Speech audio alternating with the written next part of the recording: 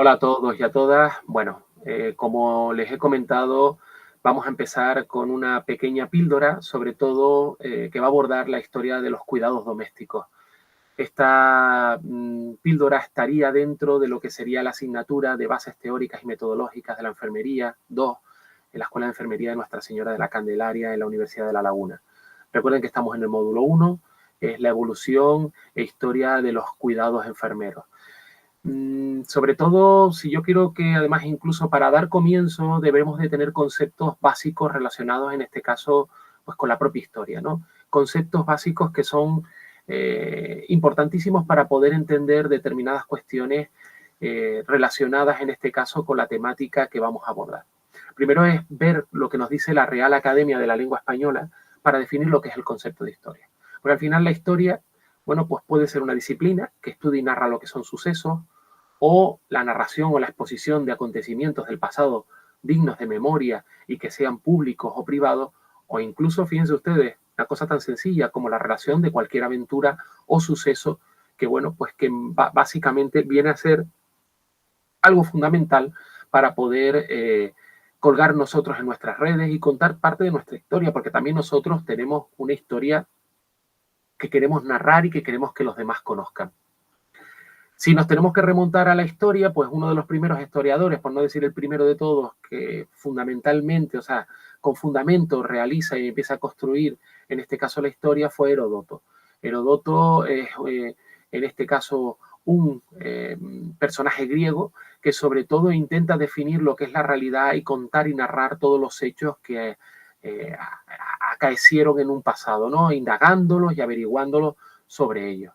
Es importante tener en cuenta que, sobre todo, Joseph Fontana expone desde sus inicios todo lo que es el concepto de historia. Él habla que la historia ha tenido una función social generalmente para legitimar y organizar de una forma todos aquellos hechos que han ocurrido o que han acaecido. Por ello, es importante tener presente conceptos de historia. La historia puede ser, pues como Lucien Lebré habla de organizar el pasado en función del presente. Y esto yo creo que es algo bastante interesante y bastante importante que tenemos que tener presente. También José Fontana nos habla de que la historia deberá reconocer por estos dos signos, deberá ser reconocida o reconocerse por estos dos signos, porque se ocupa de los hombres en la sociedad, de las luchas y de los procesos, y porque su finalidad es ayudarles sobre todo a comprender el mundo en el que viven, que les sirva de armas en la lucha y en las herramientas de la construcción de su futuro. Y por último también Tuñón de Lara, que nos habla de que si un pueblo no ha comprendido su pasado y no sabe ni cómo ni por qué ha llegado a ser lo que es, ese pueblo no podrá prevenir ni afrontar el porvenir, ni volver a cometer los mismos errores. Esta es una frase muy típica, pero que está ahí presente. Esto pueden ser definiciones de que motivan de alguna forma, o definiciones o posturas que motivan de alguna forma a definir el concepto de historia. Pero claro, te hablamos de historia, pero debemos de hablar también de lo que es el concepto de historiografía. Y la historiografía no viene a ser otra cosa, sino aquel arte de saber escribir la historia. Hay que saberla escribir. Hay que tener una serie de herramientas, conocer una serie de herramientas para poder construir la historia. Cualquiera no puede construir la historia de manera disciplinaria o disciplinada. Entonces, es fundamental ese concepto de conocer las herramientas para poder de alguna forma tener presente, bueno, pues cómo hacer esa historia. Hacer esta historia para llegar a lo que hemos visto aquí. Este es la estructura de la historia del mundo occidental, donde pues se organiza de alguna forma en episodios, pues diferentes momentos, diferentes edades, se organiza todo lo que sería en este caso el concepto de historia. Nosotros veremos que dentro de lo que es la historia de la enfermería, la forma de organizar es completamente diferente. Esta es una forma historiográfica muy habitual, pero en el mundo de la historia de la enfermería, muchos como yo abogan, en este caso, por la organización de Collier, organizar en 4 grandes estadios: la historia de los cuidados domésticos, la historia de los cuidados vocacionales, la historia de los cuidados tecnificados y la historia de los cuidados profesionalizados. Yo creo que son las 4 grandes ejes que definen de alguna forma la historia de las enfermeras. Y otra cosa también importante es las fuentes de estudio. Las fuentes de estudio para la historia son importantísimas. Fuentes primarias y fuentes secundarias. Las primarias, ¿cuáles son? Pues todos aquellos documentos o soportes que en su momento nos han servido para construir la historia. ¿Vale? ¿Cuáles? Pues aquellos documentos escritos, como los documentos, correspondencias, prensa, los diarios, las obras literarias, iconográficamente, pues por ejemplo, la pintura, la arquitectura, la escultura, la fotografía, toda aquella tradición oral, todo lo que son, en este caso, las historias de vida, o incluso todos aquellos hallazgos arqueológicos que que nos hemos ido encontrando y que nos han dado pues elementos que nos permiten de alguna forma construir esa historia. Las fuentes secundarias, pues va a ser todo aquellos escritos contemporáneos que sobre todo pues nos narran los hechos estudiados y que se elaboran a partir de las fuentes primarias. Ahí tenemos libros, tenemos artículos, ustedes trabajarán con ellos en las prácticas de aula para poder de alguna forma construir esa historia y sacar conclusiones que son, yo creo que fundamentales para poder entender lo que es la propia historia. Claro, hablamos de historia en general, hablamos de las fuentes, pero también tenemos que hablar de la historia de la enfermería en particular. Hay dos cuestiones que hay que tener presentes. Una son los factores generales dentro de la historia de la enfermería y otros son los factores específicos. Los factores generales vienen a ser, bueno, pues los habituales. Todos aquellos factores sociales, todos aquellos factores culturales, políticos, económicos y también los religiosos. Ya veremos que la etapa vocacional influye muchísimo también, en este caso, todo lo que son esos factores religiosos. ¿Cuáles son los factores específicos? Pues los factores específicos pues, pueden ser desde el concepto, la evolución del concepto de salud y enfermedad, que se convierten en algo importantísimo, o también aquella consideración, ya lo hemos visto nosotros, en este caso, en historia de la salud mental, cuando hemos en la asignatura de ciencias psicosociales y enfermería de salud mental, bueno, pues hemos visto todo lo que son esas consideraciones de lo que es el enfermo y la consideración de la enfermedad, y cómo el ser enfermo en algunas ocasiones se puede convertir en un estigma social. También el rol de la mujer, y tenemos que ver la importancia que ha tenido la mujer, y lo vamos a ver a lo largo de todo este recorrido sobre la historia de la enfermería, en el cual la mujer tiene un rol fundamental, sobre todo en la historia del cuidado, ¿no? En las diferentes sociedades se convierte a veces en algún momento, hasta incluso aquella clave de bóveda sobre la que se pivota pues todas aquellas acciones relacionadas en este caso con el propio cuidado. Y también una cosa también importante es todo lo que es la evolución del conocimiento en relación al ser humano. También es algo fundamental que vamos a ver dentro de todo lo que es este pequeño acercamiento a lo que es la historia de los cuidados. Bien. Hemos visto también desde el punto de vista los factores, pero también tenemos que ver el concepto de cuidar. Y el concepto de cuidar, fíjense que cuidar está relacionado con el latín cogitum, cogitare, cogito, viene a estar muy relacionado con pensar o discutir sobre algo. Pero cuidar también, según Collier, va a ser el arte que precede a todas las demás, acompañando las grandes etapas de la vida, desde el nacimiento hasta la muerte, y permitiendo su continuidad y ayudando a las personas a atravesar las etapas más difíciles de la vida. Por último, señalo otra definición que a mí me gusta mucho, y es que cuidar viene a ser el arte de la palabra, de la presencia y del silencio. Este de Consuelo Carballal, que yo creo que es una definición bastante acorde con lo que significa el hecho de cuidar. Bien, vamos a centrarnos ahora en esas primeras culturas ya del Paleolítico superior e incluso ya del Neolítico, que van a estar conformando progresivamente pues todo lo que son las prácticas del cuidado.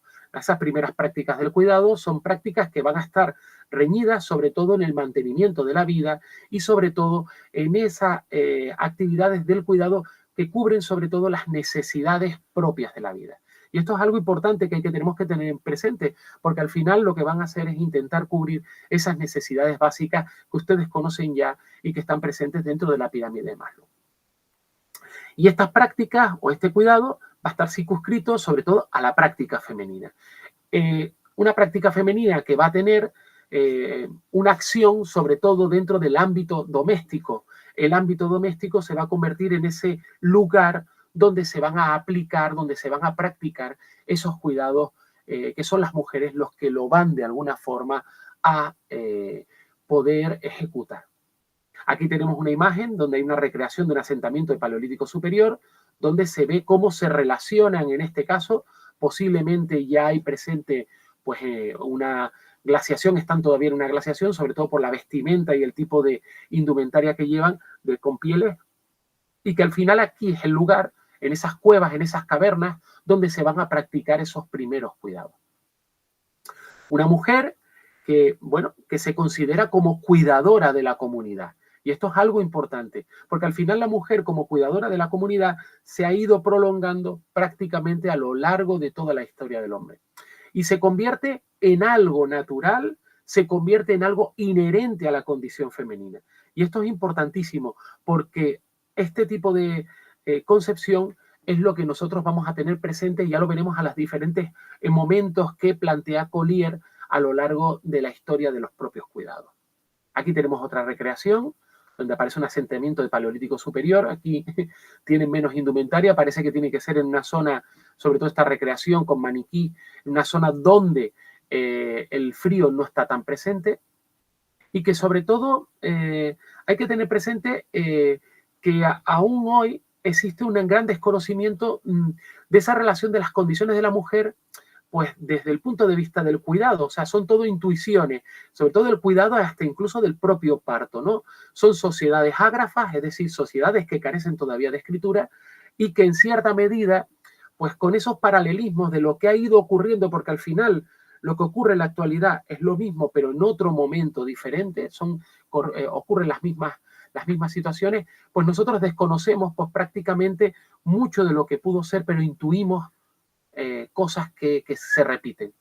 Cosas que después en el Neolítico y en las primeras civilizaciones, en ese arco de civilizaciones que se van a desarrollar en torno pues, a esas grandes riberas, como puedan ser la del Tigris y el Éufrates o la del propio Nilo, con sus características, pues nos van a permitir pues, ver que hay un paralelismo en esas primeras civilizaciones que están sobre todo, se desarrollan a partir de esa cultura agrícola, una cultura agrícola donde empieza esa domesticación, en este caso, y de las plantas, y una domesticación también de los animales. O sea, el hombre se convierte en sedentario, ya no necesita tener esa itinerancia para buscar la caza. ¿Por qué? Porque ya va, de alguna forma, a criar a esos animales, va a criar a esas plantas. Por eso las recolecciones ya no son fugaces, ni hay que ir cambiando de lugar para poder encontrar buenos alimentos, sino que ya directamente son los propios hombres los que van de alguna forma a fabricarlos. Y en estas primeras culturas hay cuestiones, además nos ha llegado mucha información, ya son culturas con escritura, como es la cultura sumeria. Las tablillas sumerias nos dan mucha información sobre las costumbres y la propia cultura, ¿no? Y sobre todo, esa actividad sagrada y esa actividad sanadora y de sacerdotisa, de sacerdocio que está presente y que sobre todo se ubica en este caso en las propias mujeres, ¿no? Una de las, sobre todo, de los textos médicos más antiguos aparece sobre todo en Sumeria, ¿no? Y va a relacionarse sobre todo con, en este caso, con el dolor. La enfermedad está causada por el pecado y es un concepto que está ahí presente, ¿no? Presente porque sobre todo esa asociación de enfermedad con pecado, con el gusano, con un objeto, bueno, pues va a estar ahí presente.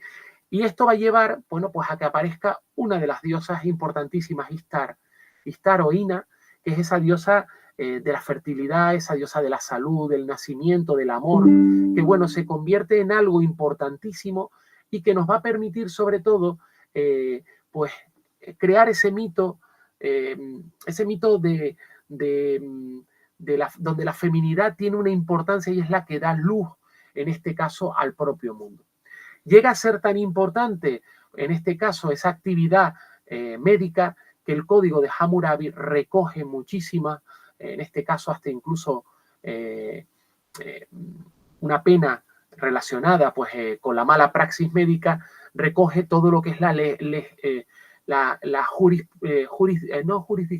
legislación, en este caso, de lo que sería pues, cualquier tipo de actividad no bien hecha, mal hecha, con respecto a los propios médicos. vemos que ya hay una organización, que ya en este caso la medicina y los cuidados pues se organizan y tienen ya un formato ya claro y definido. Ya metiéndonos en el mundo egipcio y dejando atrás el mundo sumerio, es conveniente que vean este pequeño vídeo sobre lo que es la cultura egipcia. Es una cultura muy interesante de la que nos han llegado bastantes vestigios y que se ha reconstruido una atracción importante del mundo occidental por esta propia cultura. Una cultura donde la familia se convierte en la célula social, sobre todo importantísima, la que se va a articular pues cualquiera de las propias de la propia actividad que se desarrolla dentro del tejido social egipcio. Aquí tienen ustedes una imagen de una maqueta de una casa egipcia, y fíjense cómo además aquí está representado todo lo que sería en este caso la relación, esa intimidad dentro del ámbito doméstico de la cultura egipcia, donde hay esa relación de padres con hijos y cómo vemos cómo ellos de alguna forma interactúan, ¿no? Importante también que la mujer está considerada como la dueña de la casa.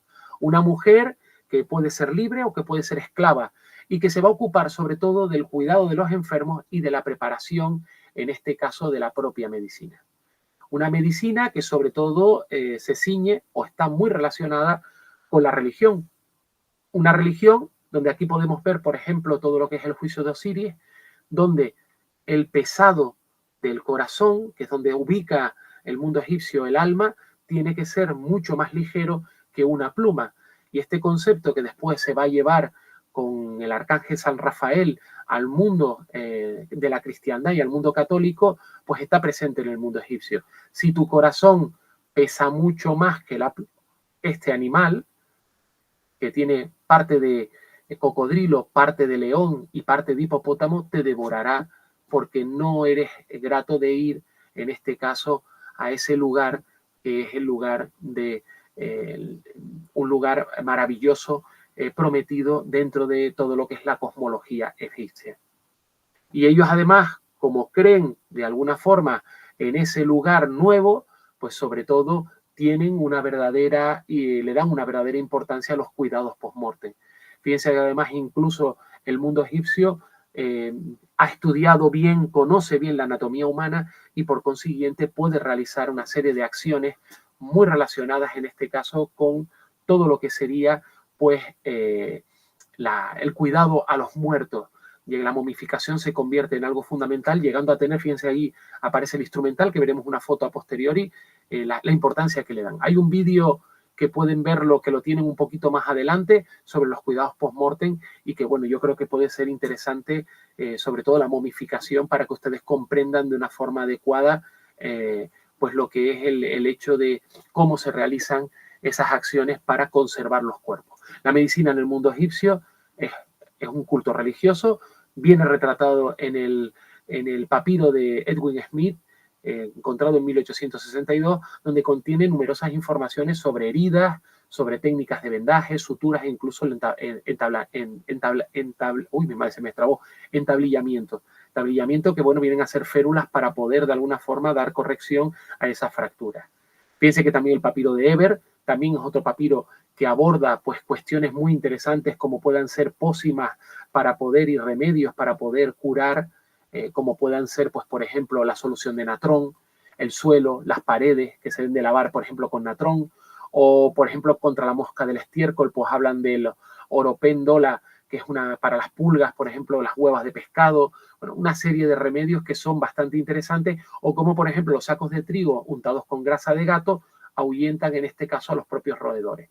Son cuestiones que vienen recogidas en el papiro de Herbert y donde sobre todo se especifica algo fundamental, y es que los médicos egipcios constituyen una clase y eran sobre todo retribuidos por el Estado y eran asistidos por enfermeros, por masajistas y por vendadores. Fíjense que esto se convierte en algo fundamental. Aquí tenemos el papiro, este es el papiro de Herbert, ¿vale? Muy interesante, y que, bueno, se ha convertido en un referente para poder conocer la cultura, la medicina egipcia. Una medicina egipcia que, por ejemplo, fíjense aquí esta representación de el masaje en los diferentes individuos, como los masajistas tienen una destacada importancia, o como, por ejemplo, los partos, la representación del parto, o la circuncisión, una circuncisión, o, por ejemplo, ya aquella cirugía oftalmológica para las cataratas que ya la llegan a practicar los cirujanos egipcios. O sea, fíjense ustedes qué conocimiento tienen, en este caso, pues de la propia anatomía humana. Fíjense aquí, en este vídeo, que habla sobre la medicina y la momificación. Yo se los recomiendo que lo vean, era el que les comentaba antes. Es muy interesante y deberían de, por lo menos, de alguna forma, visionarlo. Egipto importante, Sumeria importante, o sea, toda la cultura babilónica, pero también importante la cultura griega, que comienza también a despegar, pues prácticamente en esto un poquito más adelante del momento sumerio y del momento egipcio, ¿no? La polis se convierte en algo fundamental porque la polis es un significado, en este caso un elemento, un significado de elementos básicos de la ciudadanía, elementos como la libertad, elementos como el sentido de pertenencia a una comunidad política y elementos como justicia, así como los deberes de derechos, los derechos y los deberes que tienen cualquier ciudadano. Yo creo que esto es fundamental y sobre todo la educación como algo importante dentro de la propia cultura griega.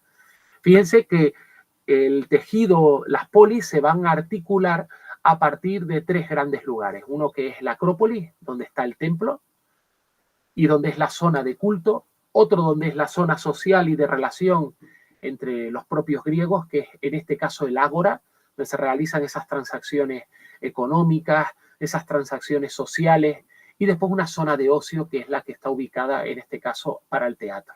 Esto es fundamental para poder entender la propia cultura egipcia. Perdón, griega, estoy empeñado con el egipcio, pero es griega, cultura griega. Y también fundamental el pensamiento filosófico. Y aquí hay tres grandes artífices que yo creo que son fundamentales. Sócrates, Platón y Aristóteles, que van a constituir los cuerpos fundamentales de ese pensamiento, un pensamiento sobre todo basado en la observación y basado en los procedimientos empíricos de medición y de clasificación. Estos son los primeros momentos de esa protociencia que nos va a permitir, pues, sobre todo entender la cultura griega.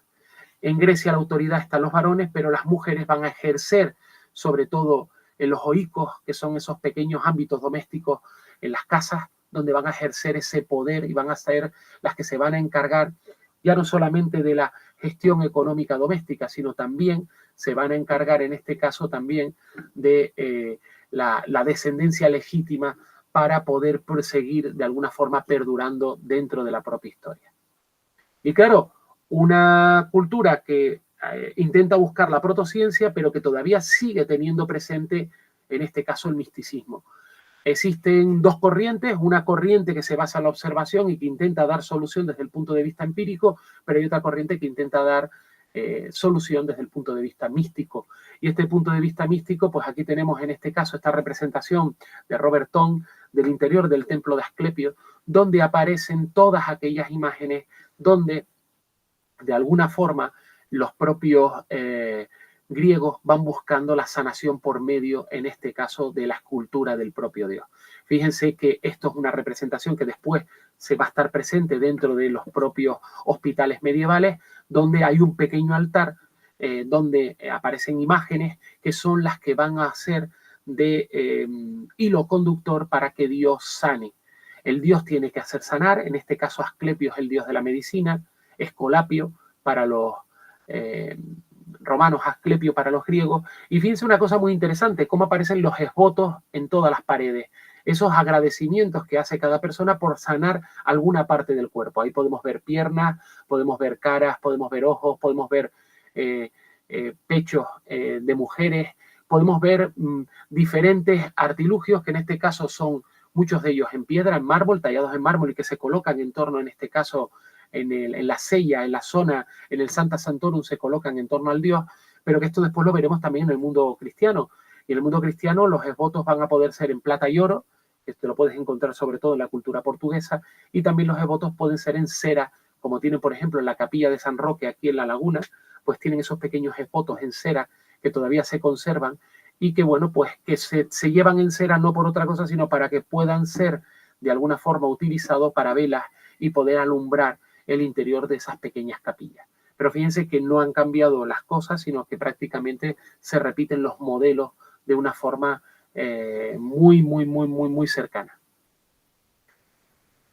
Esa cultura que habíamos visto, donde la protociencia y en este caso el misticismo, están ahí, pero donde en esa protociencia hay un representante muy interesante, aparte de Sócrates, de Platón y Aristóteles, que es en este caso un médico que se convierte en una figura importantísima. Y en este caso es Hipócrates. Hipócrates, sobre todo, va a ser un médico que mitad sacerdote, mitad enfermero, pero al final se va a convertir en esa figura del médico que va de alguna forma asistir, a cuidar y que va a centrar todo lo que es su ideario en los baños, en las dietas y en esos remedios que, bueno, pues que de salubridad que pueden ayudar perfectamente al individuo a no poder adquirir la enfermedad. La enfermedad no la ve, en este caso, como un castigo de las deidades, sino que la ve como un desequilibrio en lo que él denomina los humores.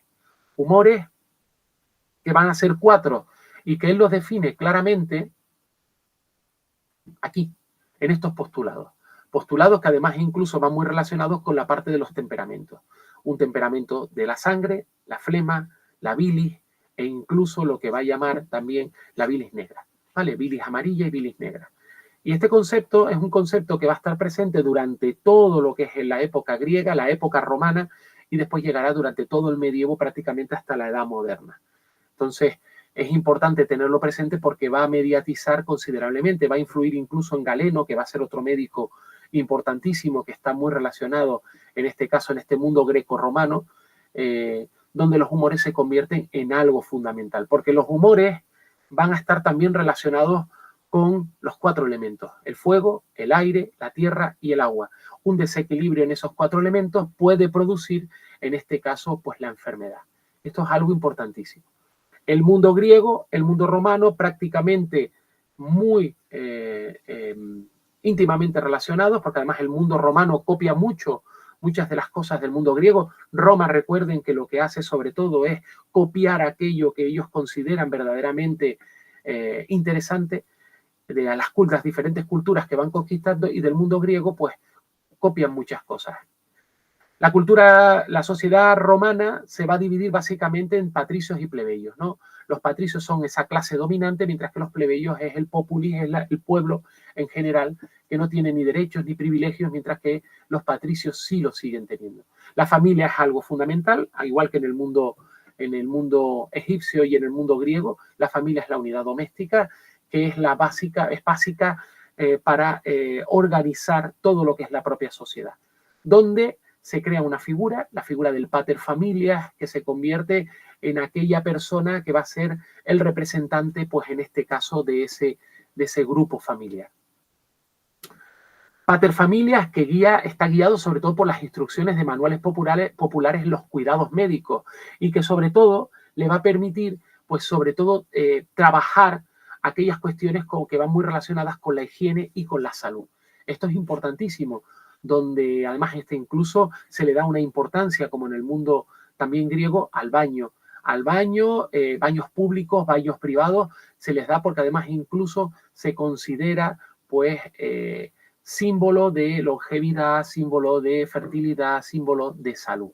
También juega un papel fundamental la mujer romana, pero la mujer romana tiene un conocimiento sobre las hierbas de carácter abortivo y curativo, y que va a estar muy relacionada con esa actividad de parteras o comadronas que van a estar presentes dentro de los núcleos familiares.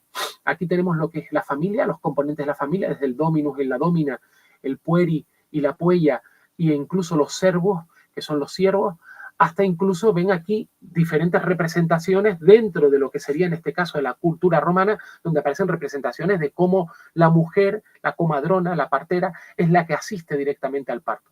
Partos que se desarrollan en los hogares, en las casas, pero que ellas están ubicadas para poder ser, esto es como si fuera un pequeño centro de salud. En medio del foro romano está la columna lactaria, y en la columna lactaria es donde están colocadas las matronas, a las cuales se les avisa para que acudan a los domicilios a tratar cualquier tipo de parto. ¿Vale? Esto es importante. Incluso las columnas lactarias son muchas veces donde se colocaban aquellos niños que, bueno, pues que podían ser expósitos, o niños que a lo mejor no querían ser asumidos por sus padres y se colocaban en una cesta, y las propias parteras se encargaban de ese cuidado. Bien. Cuidados que el mundo griego Hipócrates marca un estilo, pero en el mundo romano el representante va a ser Galeno. Fíjense aquí en esta representación de Robert Thom, cómo Galeno coloca ventosas, en este caso a un niño, para de alguna forma equilibrar esos humores, porque Galeno sigue todavía también basando sus teorías o basando su práctica médica en estos 4 humores o 4 temperamentos que plantea en este caso Hipócrates. Hipócrates de Cos va a ser fundamental para poder de alguna forma o influye muchísimo en Galeno de Pérgamo para poder de alguna forma entender todo lo que sería pues estos humores que son los que van a distribuir, los que van a organizar pues ese equilibrio necesario para poder ostentar la salud. La no existencia de equilibrio conlleva en este caso a que la persona pueda sufrir pues algún tipo de enfermedad. Les recomiendo que se lean que visionen de alguna forma este pequeño vídeo de la medicina en la antigua Roma que les puede dar muchas más señales de lo que es el concepto de la medicina. Una medicina donde la higiene es fundamental, ya lo habíamos comentado antes, tanto los baños privados como los baños públicos son importantísimos. Unos baños que están sobre todo requieren de agua que es suministrada en este caso por grandes infraestructuras como pueden ser los acueductos y que a veces estas infraestructuras de saneamiento también portan de alguna forma o están dotadas por letrinas que de alguna forma canalizan en esas cloacas, canalizan todos aquellos desechos que no son necesarios y que hay que eliminar de todo lo que es el tejido, en este caso urbano. Tanto Hipócrates como Galeno van a dar gran importancia a los alimentos y sobre todo al vino. El vino porque creen que el vino calma el hambre, calma la angustia, calma los bostezos y calma los escalofríos. Bostezos y escalofríos que no vienen a ser más que síntomas de un desequilibrio en esos humores y que el vino puede de alguna forma resolverlo. Todo lo que es el uso del alimento como terapéutico es algo que va a estar presente dentro de la cultura romana.